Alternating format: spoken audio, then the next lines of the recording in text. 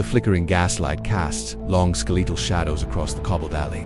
Rain, a persistent, icy drizzle, slicked the stones, mirroring the sheen of fear on Elara's face. She clutched the worn leather satchel tighter, the phantom weight of its contents a cold knot in her stomach. Her breath plumed in the frigid air, each exhale a desperate plea for the night to end. It had been 3 days since she'd accepted the commission, 3 days of sleepless nights and gnawing unease. But tonight, the disquiet had sharpened into a visceral terror. The address, scrawled in elegant spidery script, had led her to this forgotten corner of the city, a district where the grand houses of old money sagged under the weight of decay, their gargoyles weeping grime. Number 17, Blackwood Lane, was the worst. Its facade was a patchwork of rotting timber and boarded-up windows, a gaping maw against the bruised twilight sky. A single, unlit lantern hung precariously from a rusted hook by the door, a silent, ominous sentinel. This was where the renowned occultist, Silas Blackwood, was said to reside, and where, according to the hushed whispers of her patron, a peculiar specimen awaited her. Elara was a collector, a dealer in the rare and the arcane. Her reputation was built on discretion and an uncanny ability to procure the unusual. This job, however, was testing her limits. The patron, a shadowy figure who communicated through encrypted messages and couriers, had been infuriatingly vague. All she knew was that she was to retrieve an item from Blackwood's study and deliver it to a designated drop point. The payment was astronomical, enough to secure her a comfortable retirement, but the instructions were chillingly precise. Under no circumstances should you disturb the occupant. The item is described as a preserved entity, contained within a crystalline vessel. Bring it to me, and only to me. The heavy oak door creaked open at her hesitant touch, revealing an interior steeped in an almost palpable silence. The air was thick with the scent of dust, old paper, and something else. Something metallic and faintly sweet, like decay masquerading as perfume. The gaslight from the alley barely penetrated the gloom, leaving the vast entrance hall in deep shadow. Elara fumbled for her own lantern, its beam cutting a wavering path through the darkness. She found herself in a cavernous space, dominated by a grand staircase that ascended into an inky blackness. Portraits of stern-faced ancestors, their eyes seeming to follow her, lined the walls. Her instructions had been simple: proceed directly to the study located at the end of the west wing. Each step she took echoed unnervingly, amplifying her solitude. The house felt alive, a slumbering behemoth that seemed to inhale and exhale with her presence. She passed rooms filled with shrouded furniture, spectral shapes hinting at lives long past.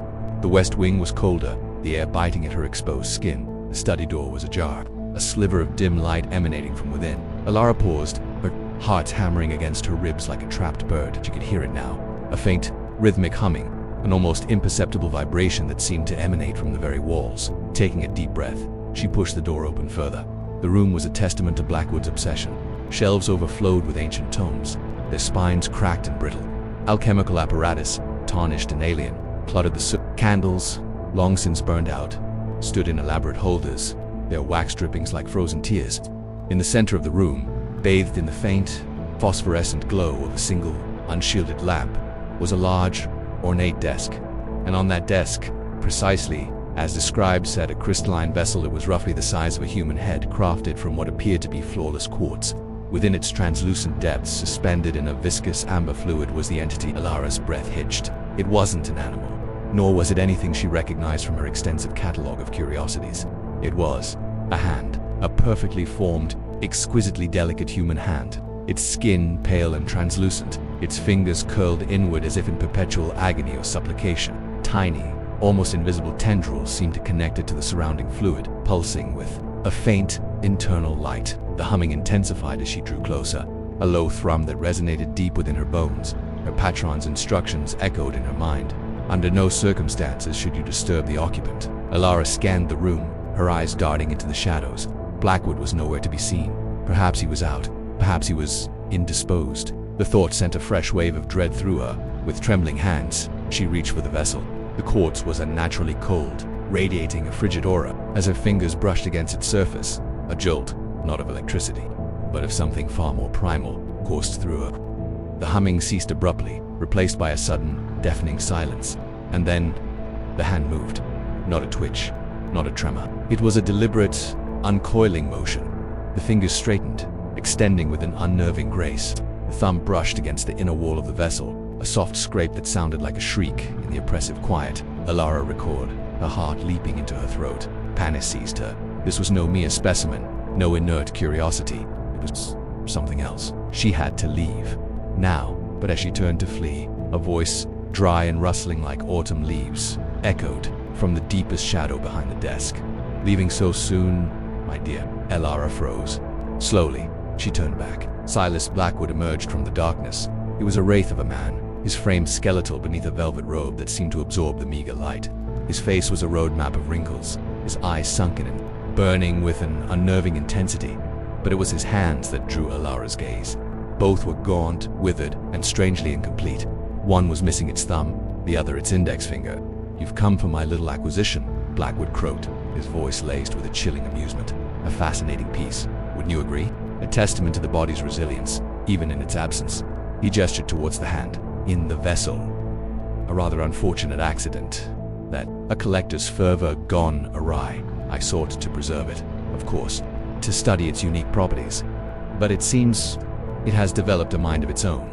As he spoke, the hand inside the crystal began to tap, a soft, insistent rhythm against the glass. It was an unnerving mimicry of Blackwood's own withered digit set.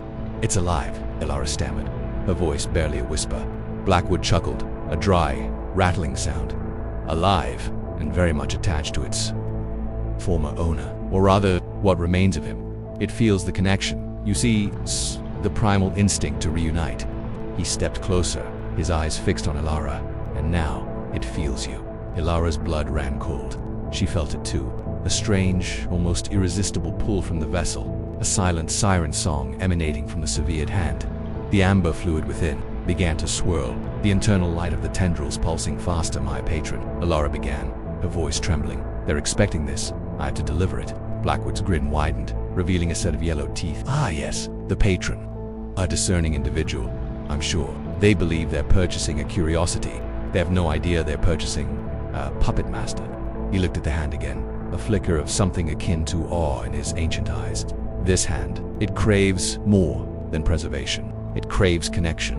It yearns to grasp, to hold, to take." Suddenly, the vessel on the desk lurched, as if shoved from within. The crystalline walls pulsed with a faint, internal light. The hand inside, with impossible speed, shot forward, its fingers splayed. Elara cried out as a cold, spectral energy washed over her, a sensation of being probed, of being understood. Blackwood watched, his expression unreadable. "It senses your vitality, your wholeness. It remembers what it has lost." The hand continued its relentless assault, not physical, but psychic. Elara felt a phantom pressure on her own hand, a ghostly echo of the severe digis. It was as if the hand in the vessel was trying to replicate itself, to complete its missing parts. The gnawing unease from the past few days coalesced into a pure, unadulterated terror. She realized, with sickening clarity, that she was not merely delivering an item, she was delivering herself. Blackwood raised a withered hand, his missing fingers a stark testament to some ancient pact.